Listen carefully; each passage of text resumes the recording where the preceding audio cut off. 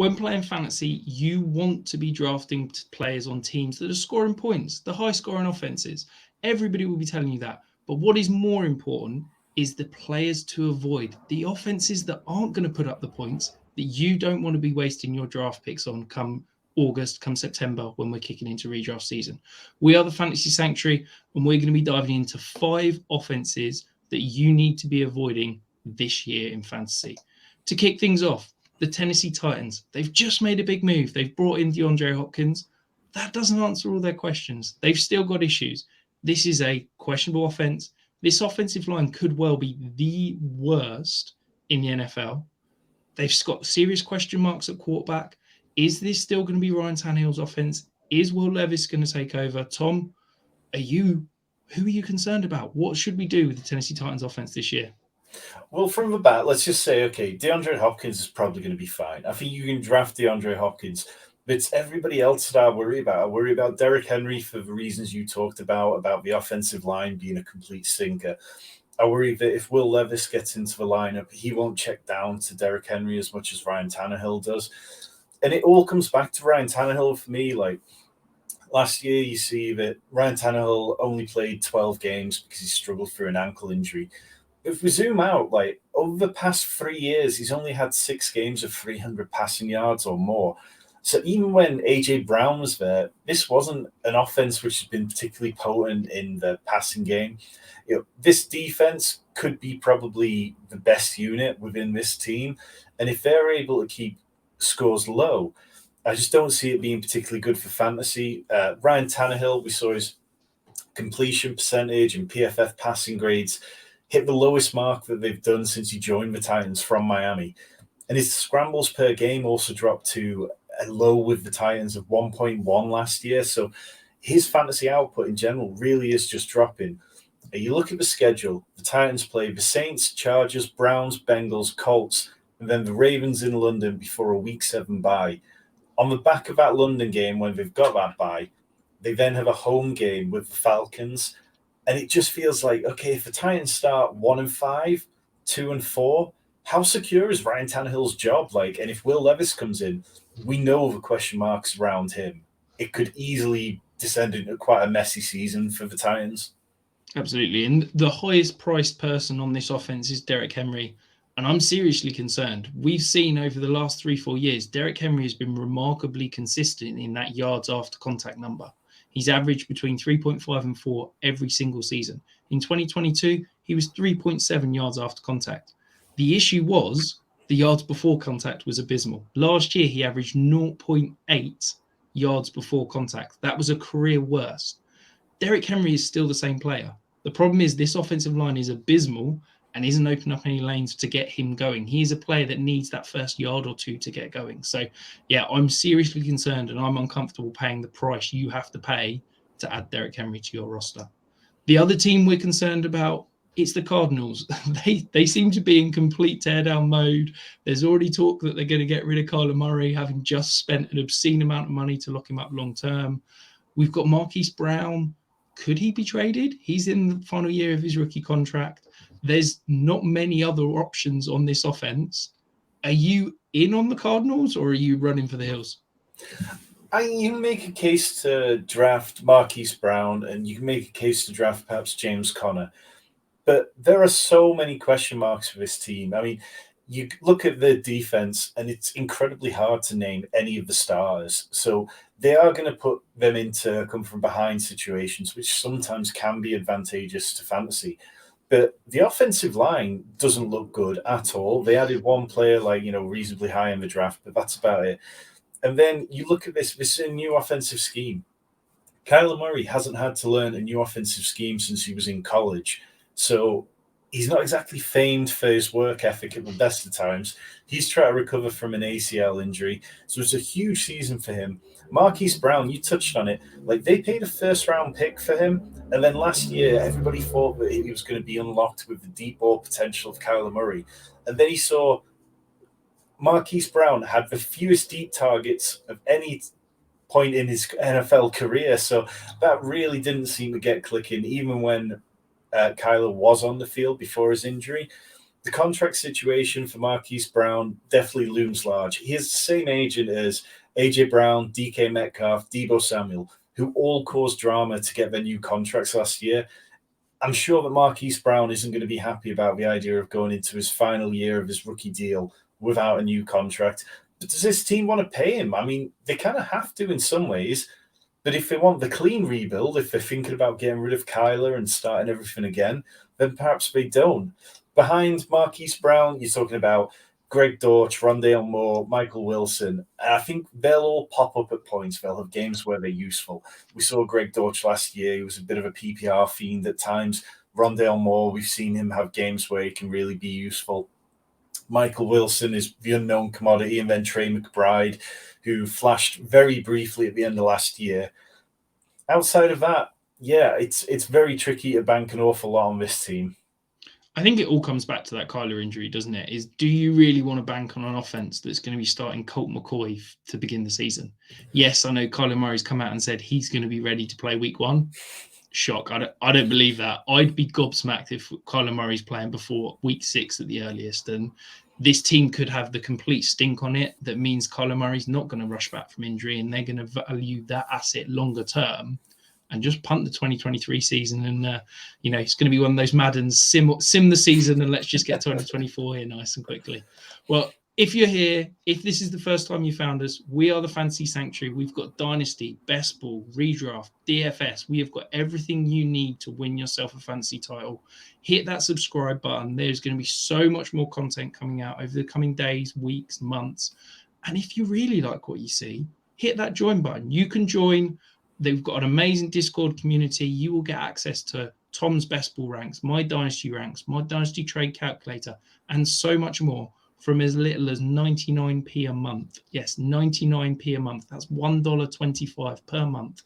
Less than half the price of a cup of coffee, and you can win yourself your fantasy leagues. The next offense we're going to talk about, Tom, the Green Bay Packers. Obviously, huge change. We've seen all the Aaron Rodgers drama. He is now gone. Jordan Love, been waiting in the wings for years. He steps in. Is this an offense that you want to buy into season long?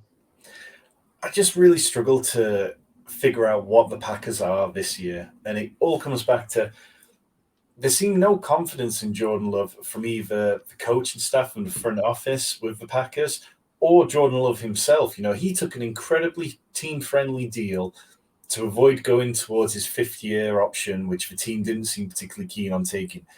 And virtually every player in the NFL wants to bet on themselves. They always talk about it. Look at Kirk Cousins, who was just like, yep, I'll take the franchise tag as many times as you want to throw it at me.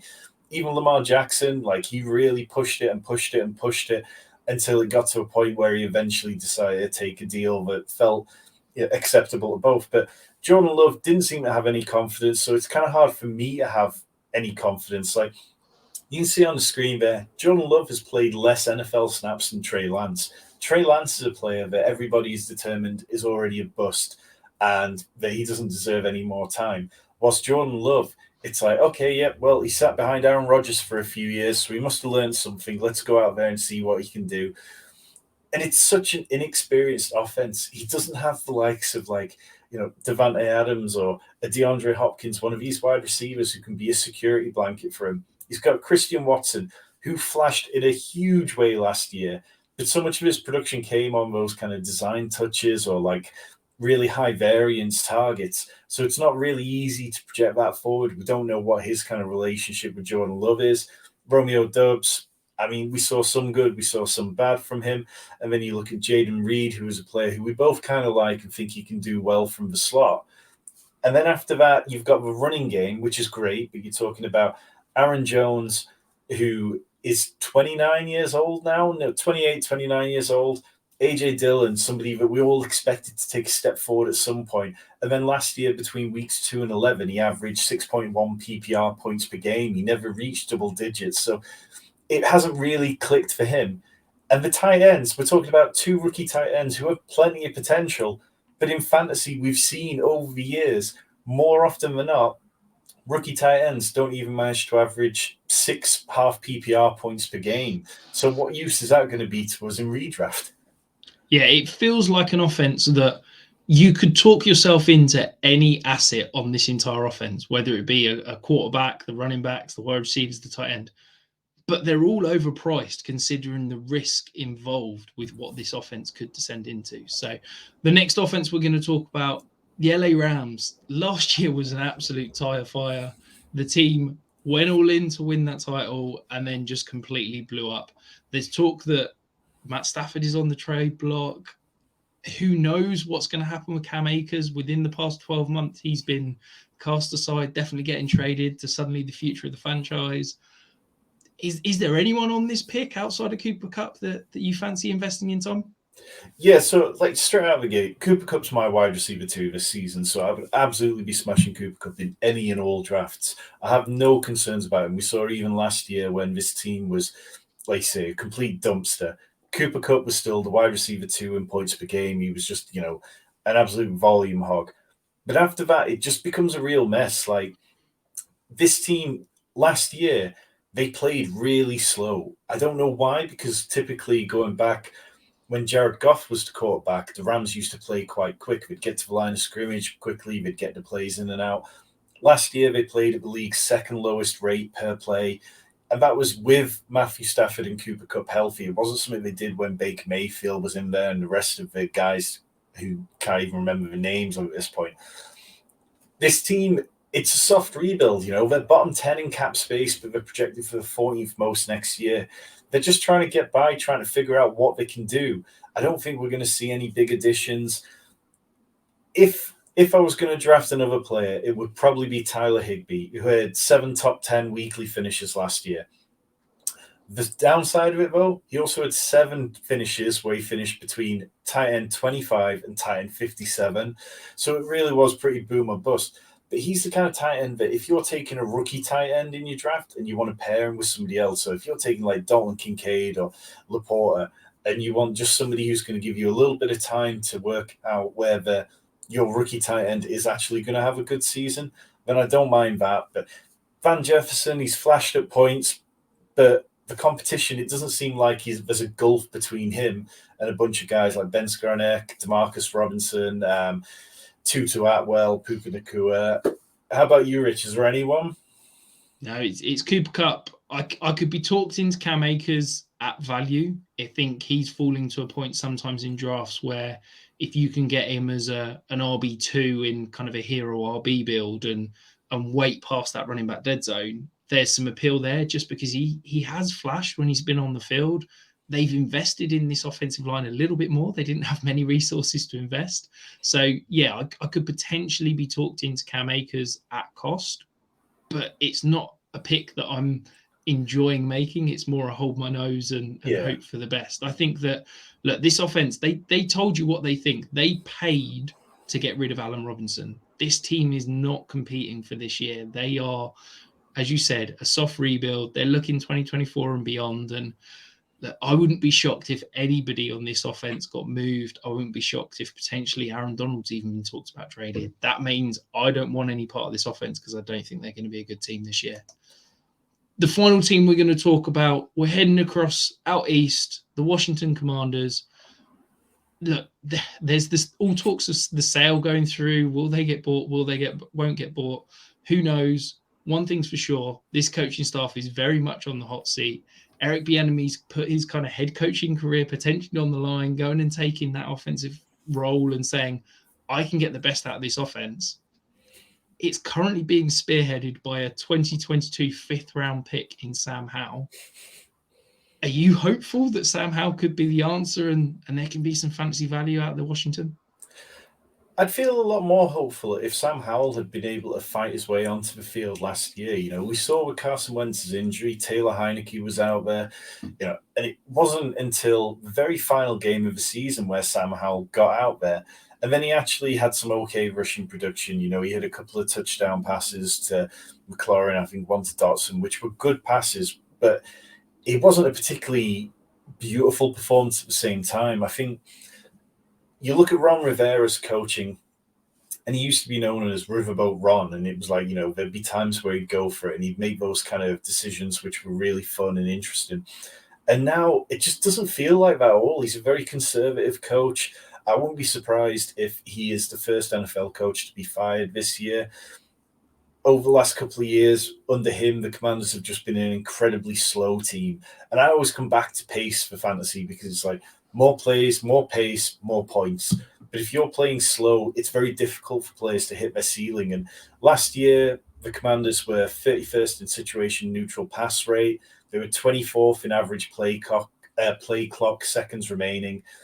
And it wasn't great. You know, they were 26 in passing DVO, 26 in rushing DVOA, always towards the bottom. They're projected for 6.5 wins under Vegas. Shout Football have them with the 8th hardest season in terms of strength of schedule. I think that it's going to be very rough out the gate for Sam Howell because they play the Eagles, the Bills, and the Broncos defenses in the first 5 weeks.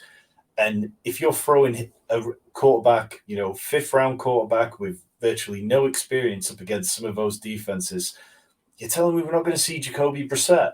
And if Jacoby Brissett steps in at some point, I'll instantly become much higher on all these players. I'll be writing them up in DFS. I'll be writing them up in matchup columns all the time because we saw Jacoby Brissett looked excellent at times last year. You know, he was really efficient with the Browns. He looked better than Deshaun Watson did. And I think he could really thrive with some of these weapons because they are really interesting weapons. You know, Terry McLaurin is Terry McLaurin. He's never really going to give you that sort of top 5 wide receiver finish on the season, but he's great at what he does. Jahan Dotson, I think we both expect to take a good second-year leap. Antonio Gibson is being talked up that this could be the year where he kind of breaks out again. Maybe, I'm not too sure about that. Brian Robinson should be a lot healthier, not having to deal with a gunshot this year. So I think there's plenty of reasons why this team could hit ceiling outcomes. I'm just not sure how many of them are connected to Sam Howell starting. Yeah, I completely agree. I think if this offense has Jacoby Brissett under center, I feel very differently about it. I think the challenge I have with the Washington offense is we talk about wanting to target ambiguous backfields and ambiguous receiving rooms. The idea being that if one of those players takes hold of the entire role, they suddenly become massively valuable for fantasy. The issue with Washington is that, yes, it's an ambiguous backfield because there's Brian Robinson, there's Antonio Gibson. But I don't think either of them are going to win a sole role. They are going to be congested backfield. The same with the wide receivers. Terry McLaurin, we know that he's probably going to be a back-end wide receiver too. He's been that in his career, year in, year out. I think that's where Jahan Dotson's going to fall.